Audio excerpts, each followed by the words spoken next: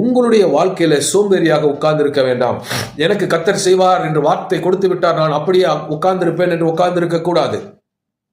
உங்களை ஆயத்தப்படுத்திக் கொண்டே இருக்க வேண்டும். கர்த்தருடைய என்கவுண்டர் டே என்று ஒன்று வரும். அன்னைக்கு நம்மளை மேனிஃபெஸ்ட் பண்ணி வெளிக்கொண்டு வருவார். அது வரைக்கும் நாம் ப்ரிப்பேர் ஆகிட்டே தான் இருக்கணும். நாம் ப்ரிப்பேர் ஆகலைன்னா நம்ம மேலே புழுதி படிஞ்சிடும், பிசாசு நம்ம நீர்த்து போக செய்து விடுவான். ஆக ஆயத்தமாகி கொண்டு இருங்க. யோசேப்பினுடைய வாழ்க்கையில் பாருங்க, தகப்பனுடைய மந்தையை மேய்த்து கொண்டிருந்தான், குடும்பத்துக்கு தலைவனாக போல இருந்தான்.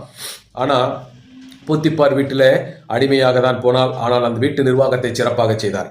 அதுக்கு பிறகு சிறைச்சாலைக்கு போகிறார், சிறை நிர்வாகத்தை சரியாக செய்கிறார்.